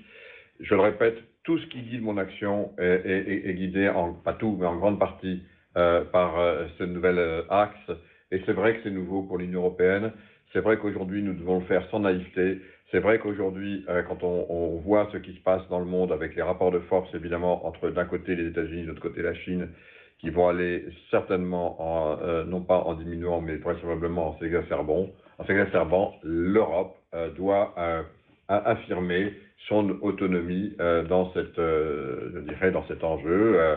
Et donc, ça passe par une plus grande maîtrise de notre indépendance, une meilleure maîtrise de nos dépendances, une meilleure maîtrise de notre sécurité, et précisément le projet satellitaire que je porte va dans ce sens. Mais c'est vrai aussi en ce qui concerne donc l'analyse que nous avons conduite sur l'ensemble des écosystèmes pour bien identifier nos dépendances et diversifier nos sources. Pour augmenter nos capacités européennes, on a donc fait une cartographie donc des ressources et qui est très claire maintenant, qui sera donc annexée évidemment à la revue de notre politique industrielle, avec évidemment tout ce qui concerne les composants et les matériaux critiques. Vous rappeliez, je crois du reste, qu'il faut un certain temps effectivement pour pouvoir identifier un certain nombre de ces matériaux, pour pouvoir éventuellement ensuite les extraire, y compris sur notre territoire. On a fait cette carte, on a une vision assez précise aussi des ressources minières qui sont les nôtres. C'est vrai que nous avons des obligations, nous donnons nos obligations, et nous avons raison de le faire, plus fortes que dans d'autres parties du globe, concernant l'impact sur la biodiversité, sur l'environnement. On peut accroître plus rapidement que ce qui est indiqué du reste les capacités d'extraction. Et du reste, je vous ouvre une parenthèse pour vous dire que dans cette analyse, Si on prend par exemple les batteries, on veut avoir une autonomie évidemment de fabrication des batteries qui vont devenir un enjeu absolument essentiel et pas uniquement que pour la mobilité, vous le savez, donc dans la politique de verdissement que nous menons à bien. On reviendra sur le nucléaire qui va jouer un rôle très important, j'y reviendrai aussi dans cette politique, en tout cas c'est ma conviction. Il n'en demeure pas moins que pour ces batteries il faut du lithium. Aujourd'hui nous sommes dépendants évidemment d'un certain nombre de pays, mais que nous avons la capacité d'être autonomes, y compris en extraction de lithium sur le continent européen. Donc tout ça fait partie évidemment de notre travail. Je vous invite donc peut-être à en prendre connaissance lorsqu'il sera rendu public. Et donc on le fera dans ce domaine. Madame la sénatrice Laurence Harribey, donc alors, il y avait un problème qui était très intéressant donc que vous avez soulevé sur la recherche, tout ce qui concerne évidemment aussi la propriété industrielle. Je crois que vous faisiez référence, madame, me semble-t-il, au vaccin. Donc, c'est un sujet qui est absolument essentiel. Vous avez raison de rappeler que la propriété intellectuelle est un des enjeux majeurs de compétitivité qui permet aussi à la fois à la recherche de se dérouler, à l'innovation de pouvoir bien fonctionner. Et au fond, lorsque je m'interroge, parce que je sais qu'on aime beaucoup le faire, et en particulier en France, qu'est-ce qu'on a mal fait? On dit beaucoup plus du reste, qu'est-ce qu'on cherchait, ce qu'on a mal fait, ce qu'on a bien fait, c'est normal, on est là pour progresser. Et qu'on se compare aux États-Unis, ça me semble-t-il la seule comparaison qui va, me semble-t-il, c'est les États-Unis, j'y reviendrai. Se comparer, pardon de le dire comme ça, mais à d'autres pays qui dépendent à 100% de nous pour leur politique vaccinale, me semble être à tout le moins faux. Et peut-être, je ne parle pas bien entendu pour ceux qui m'ont posé des questions, mais pour d'autres tendancieux. J'y reviendrai, car je veux vraiment être très clair sur ces questions. En revanche, sur les États-Unis, il est incontestable que les États-Unis ont joué un rôle important dans cette crise parce qu'ils avaient mis en place la fameuse BARDA. Cette BARDA, c'est cette institution qui a été créée en 2006, qui est richement dotée par les États-Unis, sous un contrôle du reste parlementaire extrêmement faible, entre parenthèses. On ne pourrait pas le faire en Europe et encore moins en France. Ils sont dotés et ils font pratiquement ce qu'ils veulent, ce qu'ils décident de devoir faire, par intérêt national évidemment, pour faire face à la lutte contre, c'était né ensuite du reste après les attaques terroristes, c'était ça l'initialisation de ce projet. Et donc, ils sont richement dotés et ils vont pouvoir investir ensuite plus de 1,8 milliard de dollars par an. Ils vont pouvoir investir là où bon leur semble pour aller financer tel ou tel secteur qui leur semble important. Et c'est parce qu'ils ont eu cet instrument qu'ils ont pu réagir très vite avant nous, puisque ni les États membres ne s'étaient dotés individuellement de ce type d'instrument, aucun d'entre eux, et ni évidemment l'Union européenne, puisque je rappelle que c'est les États membres qui ont la maîtrise de l'intégralité de leur politique de santé. En revanche, ce qui est important, c'est que moi, très vite, je tiens à vous le dire, quand j'ai vu ce qui se passait, dès le mois de juin, j'en ai parlé à la présidente de la Commission, j'ai vu évidemment ce que bien les États-Unis, on connaît tous beaucoup bien les États-Unis, on a vu évidemment le rôle très important qu'ils ont pu jouer, y compris en identifiant des financements en amont. Et donc, on a travaillé à commencer à préparer une réponse pour les futures pandémies, et avec donc l'équivalent de ce qu'on appelle l'ERA, donc une structure qui serait une structure ad hoc, donc identique à celle de la BARDA, pour pouvoir réagir en amont à de futures pandémies. J'ajoute également que cette structure, elle a pu financer à la fois des vaccins qui ont été développés aux États-Unis, mais aussi en dehors des États-Unis. Sur les vaccins aujourd'hui qui sont en fonctionnement dans le monde et qui marchent, plus de la moitié ont du reste été développés par des fonds européens.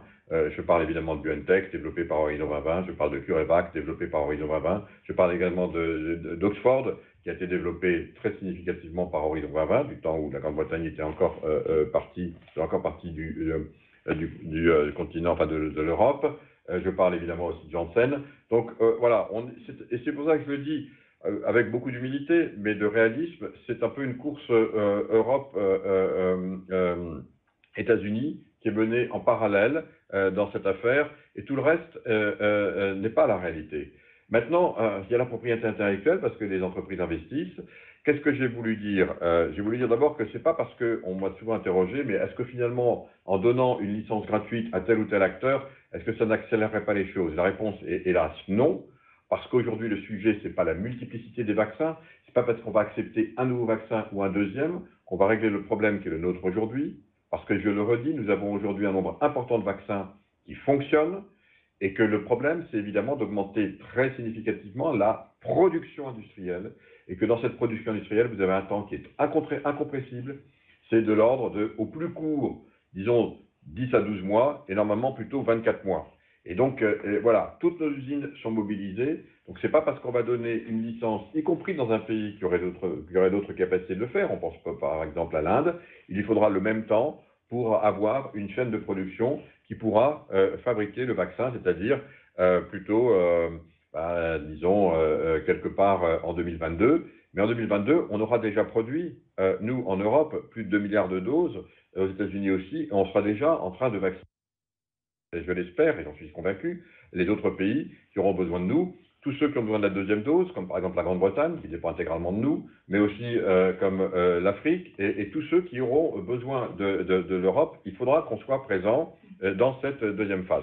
Donc la propriété intellectuelle, c'est un sujet important. On pourra peut-être en reparler, j'ai dit, après la crise, mais certainement pas maintenant. Ça déstabiliserait évidemment tout le processus. Il faut qu'on reste focalisé. Ensuite, en ce qui concerne la question de M. Jean-Marie Janssen sur l'industrie aéronautique, c'est un sujet à part entière. C'est extrêmement important. Je suis en interaction permanente avec les grands industriels de l'industrie aéronautique. Ils vivent, et vous avez raison de le rappeler, une situation très difficile parce que les commandes ont été arrêtées, parce qu'on le voit quand on va dans des aéroports, y compris en France, les grands aéroports qui se trouvent en province, je pense à Châteauroux par exemple, ou d'autres, vous voyez tous ces avions, ça vous fend le cœur, qui sont alignés les uns à côté des autres, et qui sont en attente évidemment de clients. Ça vous fend le cœur, c'est une réalité, ça veut dire que derrière il y a autant de commandes en moins. Donc je suis bien conscient de ce que vous dites.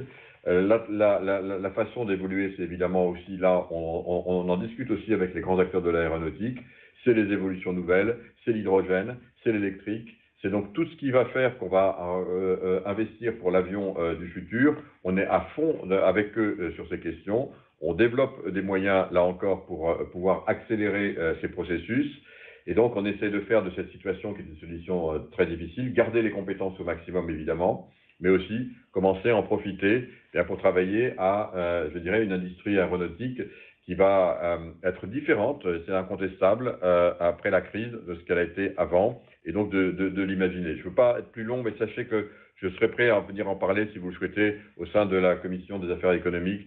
C'est un sujet à part entière qui vaut, je crois, plus qu'une réponse aussi courte, que j'espère vous me pardonnerez. Je veux prendre ensuite la question de M. Jean-Marie Hugonnet sur un autre sujet qui me tient beaucoup à cœur. Je vous le dis, je suis à la Commission, je n'ai pas peur de le dire, le fervent défenseur du nucléaire. Voilà. Et ben, vous avez un commissaire qui défend le nucléaire et qui n'a pas peur de le dire. Parce que je sais ce que le nucléaire a apporté à notre pays, à l'Europe. Voilà, j'appelle ça du reste, pour ne rien vous cacher, énergie décarbonée de transition. C'est un sujet qui est important, parce qu'évidemment, ça nous permet d'avoir de l'énergie à bas coût, qui est totalement décarbonée. Elle est de transition, parce que elle est de transition parce que précisément elle nous permet. On sait que voilà, le nucléaire ne durera peut-être pas un siècle, on n'en sait rien, mais en tout cas, on est en transition. Donc, sur ces questions, on est en discussion effectivement aujourd'hui sur la taxonomie. C'est un sujet qui est évidemment capital. Et ça explique du reste pourquoi nous n'avons pas encore présenté l'acte délégué sur lequel nous sommes, et je suis, je voulais vous le dire, extrêmement vigilant, et vous le comprendrez par rapport aux propos que je n'ai pas peur de tenir et d'assumer devant vous aujourd'hui, comme je le fais du reste au sein de la Commission. Nous avons ensuite une question de monsieur, alors je pense que c'est Jean-Marc Boyer, sur les vaccins. Je pense hein, que c'est ça, moi que je ne me sois trompé, mais je crois que c'est ça. C'est ça, monsieur le commissaire. Donc, Merci. Donc, en ce qui concerne l'Europe dans le monde, je voudrais vraiment le dire avec beaucoup d'humilité et de simplicité. J'entends toutes les critiques. Et croyez-moi, depuis que j'ai pris cette tâche, je me suis posé toutes ces questions. Maintenant, je me dois de vous dire la réalité telle qu'elle est. La réalité telle qu'elle est, c'est que est-ce que l'Europe a été défaillante? Certainement que l'Europe aurait pu faire mieux, et notamment si nous avions bénéficié de la Barda, comme je l'ai dit. Ça, c'est clair. Il nous faut vraiment avoir cet instrument. Maintenant, quand je vois vous parler de commandes, qui a commandé en premier? La Grande-Bretagne ou l'Union européenne? L'Union européenne. Nous avons été les premiers à commander AstraZeneca, avant la Grande-Bretagne. Ce n'était pas une question de prix, nous avons été les premiers à le faire. AstraZeneca, c'est pas inintéressant. AstraZeneca, comme vous le savez, en fait, c'est un vaccin qui est plutôt, on devrait l'appeler Oxford, parce que c'est l'université d'Oxford qui l'a développé, c'est un vaccin à adénovirus. J'ai cru comprendre que les scientifiques qui avaient développé ce vaccin souhaitaient qu'il soit associé, parce qu'encore une fois, il n'y a aucune des biotech ou du monde académique qui a développé ce vaccin qui n'avait la capacité industrielle. Or, on le voit, le vrai problème, à part le problème scientifique, qui est évidemment essentiel, c'est la capacité industrielle. Et voyez-vous, chacun s'est associé avec un grand industriel. BioNTech, c'était avec Pfizer. Moderna, c'est avec Lonza. Janssen, c'est avec J&J. Et Oxford voulait s'associer avec Merck. Il se trouve, si j'ai bien compris, que le gouvernement britannique a mis son veto. Merck est un grand fabricant de vaccins américain, et qu'il semblerait que sur recommandation, on va dire ça comme ça, finalement, Oxford a fini par s'associer avec AstraZeneca, société qui a son siège en Grande-Bretagne, à proximité évidemment du gouvernement britannique, et qui malheureusement n'avait pas de compétences de fabrication vaccinale, même si c'est un industriel. Il se trouve que, si j'ai bien compris aussi, nous avons commandé donc 120 millions de doses à AstraZeneca. Les Anglais ont commandé également le montant qu'ils estimaient au prorata de leur population nécessaire. Il se trouve que, si j'ai bien compris également, la société AstraZeneca a délivré, je crois, ce qui avait été prévu. En tout cas, j'ai plus accès au contrat, mais c'est ce que j'ai compris en lisant la presse. Et qu'en ce qui nous concerne, au lieu de livrer 120 millions de doses, ils nous ont livré 30 millions. Voilà. Et il se trouve que si jamais ce qui avait été prévu était livré, on serait dans une situation vaccinale exactement identique à celle de la Grande-Bretagne. Ça, c'est la situation telle que je l'ai trouvée moi. Alors évidemment, entre-temps, on a rectifié tout ça. La bonne nouvelle, c'est qu'on a augmenté très significativement la production des autres fournisseurs de vaccins, et que je peux vous dire aujourd'hui, comme je l'ai fait tout à l'heure, que dans tous les contrats qui sont passés, nous aurons la capacité de fournir, donc, nous, continent européen, donc cette fameuse 360 millions de doses à la fin du mois de juin, 420 millions à la mi-juillet, qui sont les doses nécessaires pour atteindre les 70%, comme j'en ai parlé tout à l'heure, de la population adulte, qui traduit, encore une fois, l'immunité collective. Donc ça va être livré. Alors ensuite, on dit, ah bah oui, mais c'est vrai, vous avez d'autres pays. Donc si vous voulez, et aujourd'hui, si je vais dans votre sens encore, c'est incontestable qu'en Grande-Bretagne, la NHS a une image très forte, et que les Anglais ont un soutien très très fort à leur système de santé. Du reste, lorsqu'il s'est agi d'avoir des volontaires pour se faire vacciner et tester le vaccin AstraZeneca, en France, on a entendu tous les anti-vaccins être très virulents, et je l'entends et je ne le conteste pas. En Grande-Bretagne, on a eu près de 400 000 volontaires immédiatement qui sont allés se présenter pour se faire tester et servir de test. Vous voyez, donc il y a des appréciations différentes. Il n'en demeure pas moins que la politique qui a été mise en œuvre en Grande-Bretagne, je ne la critique pas, puisque vous voulez comparer, on compare. Elle a été, pour faire face à l'épidémie qui avait été très virulente en Grande-Bretagne, et il faut peut-être dire les choses, c'est pas moi qui le dis, ce sont les observateurs, peut-être gérer un peu au début avec peut-être pas le même sérieux, les mêmes contraintes qu'on l'a fait sur notre continent. Et vous savez que ça s'est traduit, hélas, par un nombre de morts très important, hélas, de victimes, plus de 136 000 aujourd'hui en Grande-Bretagne, avec des variants qui se sont développés, évidemment, parce que l'épidémie a été galopante. La politique qui a été prise, c'est de faire, on vaccine au maximum avec les vaccins qui ont été commandés à l'Union européenne, puisque la Grande-Bretagne n'a pas cette capacité, elle dépend là aussi, bon, comme dans beaucoup d'autres domaines, de l'Union européenne. et donc de faire une seule dose.